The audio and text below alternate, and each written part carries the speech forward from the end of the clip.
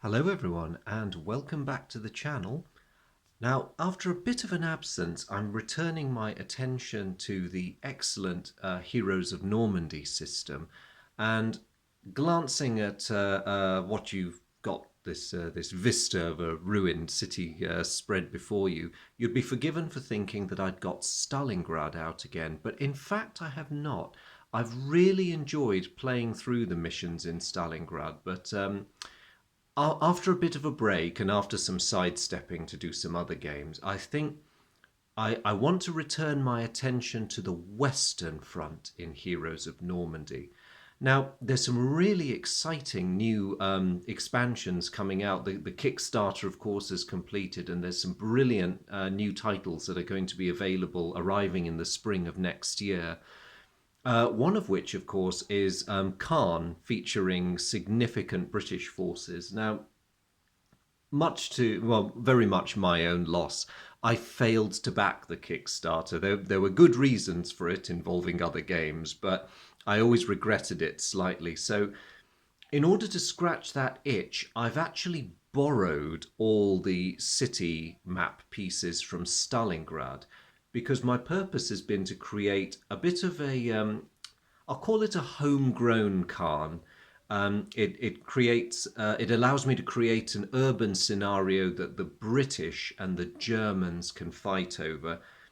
Now, the really lovely thing about the British is that when they first arrived in the first edition of the game, you got a lovely British Army box and some additional expansions, which meant that you could craft your own forces, you could take existing scenarios, and you could build the equivalent in British forces in order to fight a very decent battle against the Germans. And the British forces were fun. They still are, as far as I know.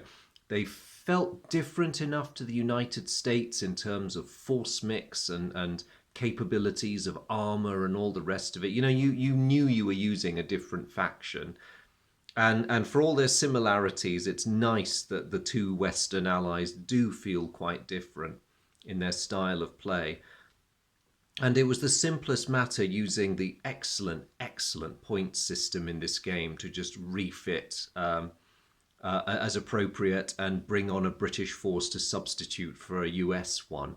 Lovely stuff. The one thing I did miss, though, was that for all the glorious terrain that was released, and it was partly my own fault for not buying into it sufficiently, I never had a proper urban fight involving the British and the Germans. So as I say, I'm going to scratch that itch by somewhat naughtily borrowing Stalingrad and turning it into part of Caen. So the map layout is from the Barmali the crocodile scenario in Stalingrad, and I like it because it gives both sides a central objective to fight for. In this case, the famous fountain, but this could just be a generic feature in any European town, and it's right in the center of the map. There's some buildings that are close to it. I mean, that one there actually joins onto it, which is pretty handy. But yes, you have a town square with a easily distinguished feature, and it's a key objective. Whoever holds more of those squares wins the scenario at the end of the 8 turns. So it's a long scenario. So what I did was I decided that I was going to play the British. I'm going to solitaire the Germans and see how we do. So for the British, I stuck together what I hope is a reasonable force. Now, because a human player will mostly have an advantage over most solitaire systems, I decided it was only fair play if I created the British force first and then let randomness and plausibility a bit decide what the Germans were going to get. So, partly because I wanted a bit of a play with everything, but also I wanted to try and fashion a good force for urban combat, I decided I'd go with the 4th County of London Yeomanry and put out a decent mix of heavy tanks with a couple of light units. So, there's my armoured fist. I am using the field command because this is a 600 and a bit point scenario. So I've made use of the field command stripe, which you can use in forces of 200 points or greater. That's to give me some air support and a little extra armor. Not to mention, the charming Captain Colin Maud and his equally charming dog Winnie. I love Winnie. To back them up, I am throwing in Lord Lovat's very capable commandos, and I envisioned that most of the hand-to-hand, house-to-house fighting would be in their hands. And so, in addition to their basic fire teams with their heavy support, I gave them a couple of Vickers machine guns because I wanted the ability to apply some pretty heavy suppressive fire. And also bazookas, just in case tanks turned up on the German side. I mean, come to think of it, I don't know why I'm, even bothering to say just in case tanks turned up on the German side. I'm very conscious that a lot of panzer units were fed into the battle for Caen, and when I structured my random German force table, I took that into account. So I expected, as I was crafting my British force, that if I was lucky, there would be some German armour, but very likely there's going to be a ton of German armour. And as you'll see in a moment, I was not wrong. Lastly, partly to fill up the points, but also because I wanted a bit of additional support, I've roped in elements of the East Yorkshire Regiment, specifically their heavy supports. As you can see, I've got their core unit of the mortars, the flamers, and yet another Vickers heavy machine gun.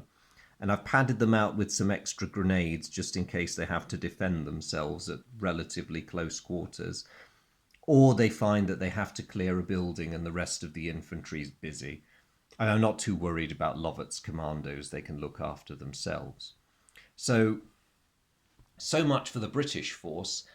Now, having crafted this beautiful multi-mission, capable of anything, so I thought, force, I then rolled to see what the Germans would get, and as often happens when I do this kind of thing, my results were somewhat extreme, as you will see. So there is my German force.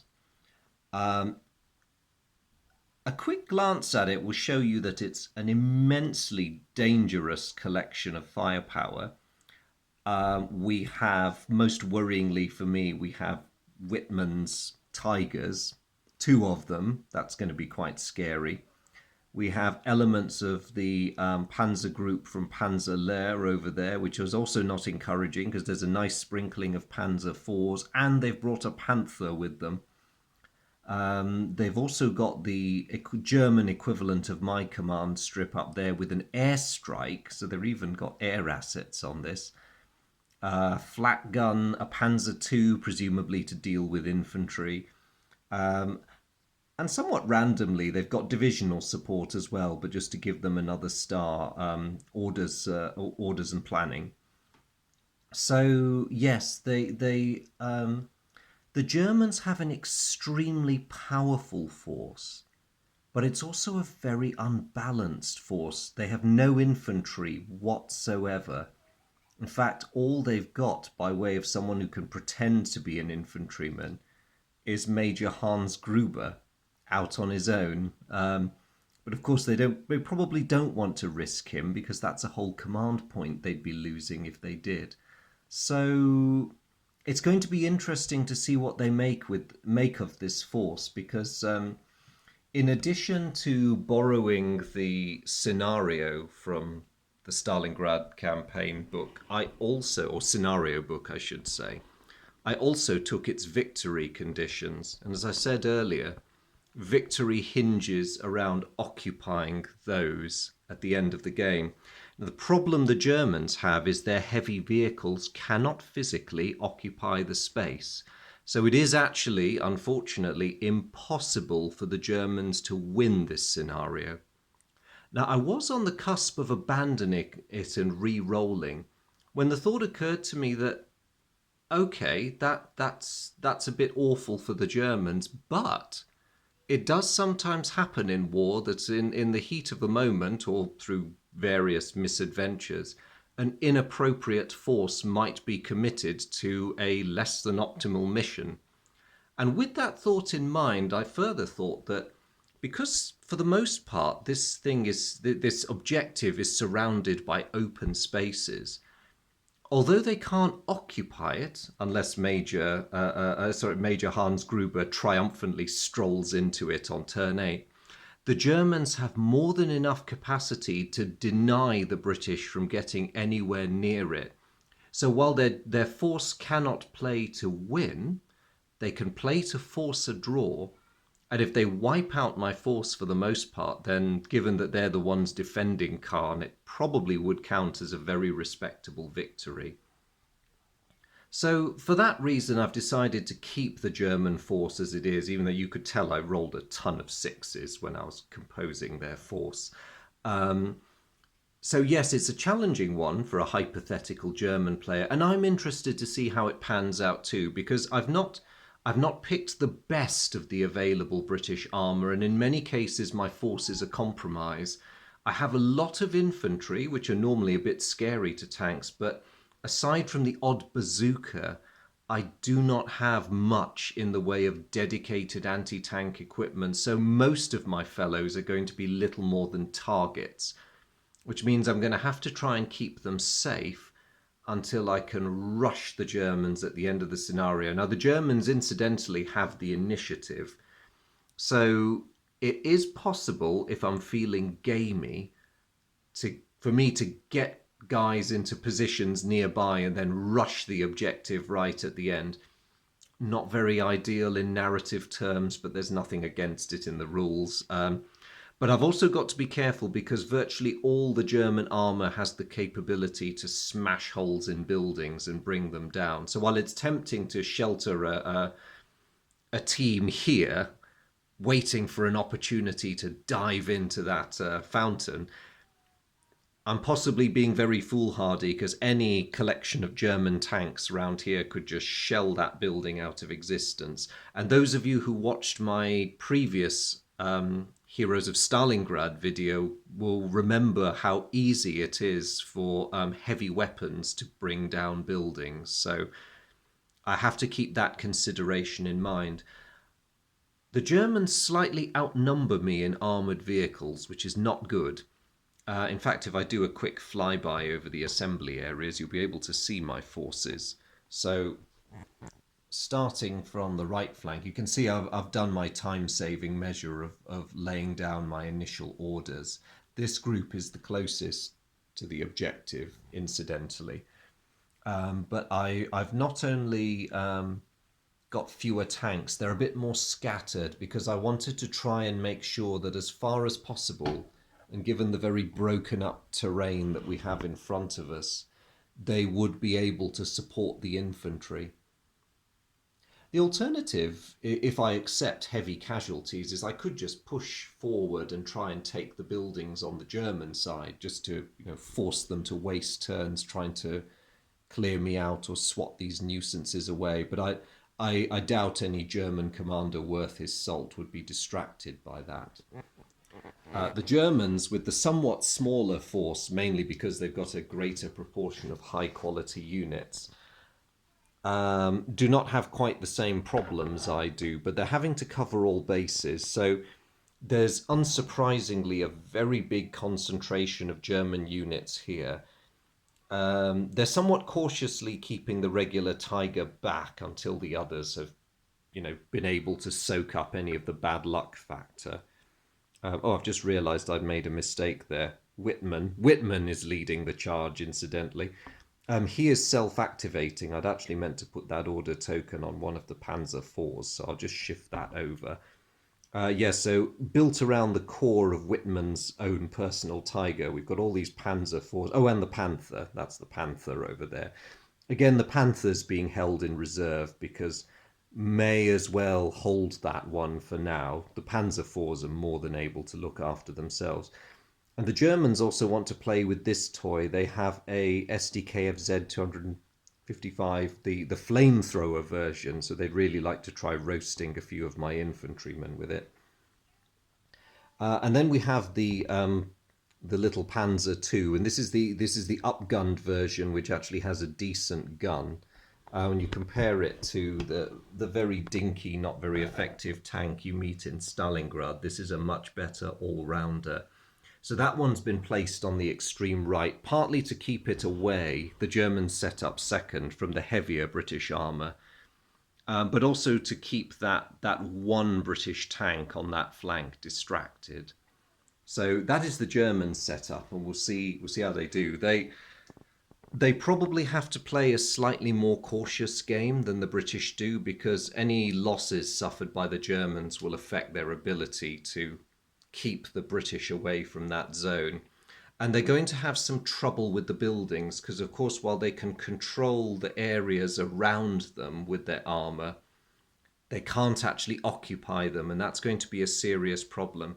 I suspect that once the Germans achieve positions that allow them to dominate the area around the objective, if they're sensible, they're going to begin a systematic bombardment to bring down everything that my infantry could use as cover, or at least as more effective cover, let's put it that way, and just generally make life absolutely miserable for them. And of course, if any of my guys are foolish enough to try prematurely occupying the fountain,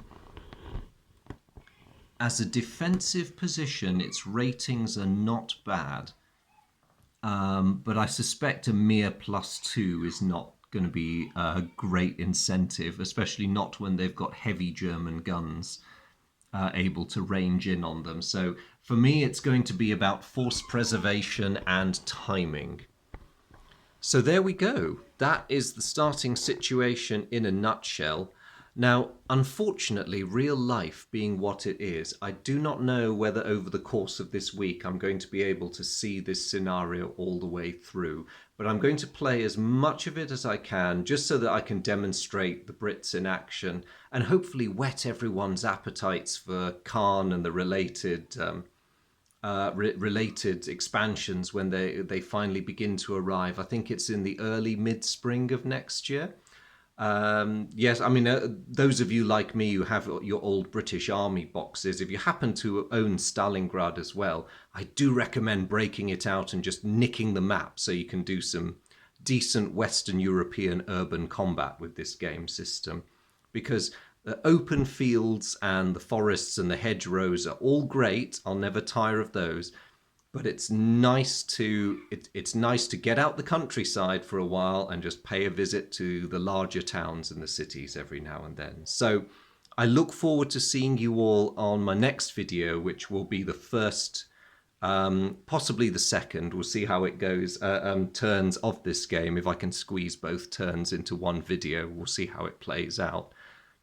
And yes, we will see how the battle plays out. I'd be interested to know your thoughts on whether I was right to press ahead with a slightly inappropriate German force. But it's an interesting force and it's a powerful armoured unit, and it may well do a lot of damage to my mixed force. We'll have to see. But be that as it may, the dice and the tactics will tell in the next video. Thank you very much for watching this one. I hope it's prepped you all for a bit of battle to come. And as always, to my regulars, a huge hello and much appreciation for following this and my various other series. And to anyone who happens to be visiting for the first time, if this is your first video on my channel, a very warm welcome to you. Thank you very much for stopping by.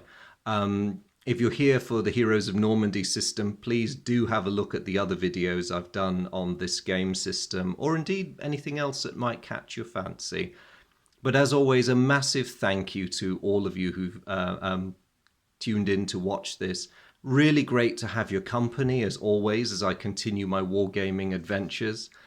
It's been really awesome having you with me for this video, and I look forward to seeing you in the next one. Thank you. Bye.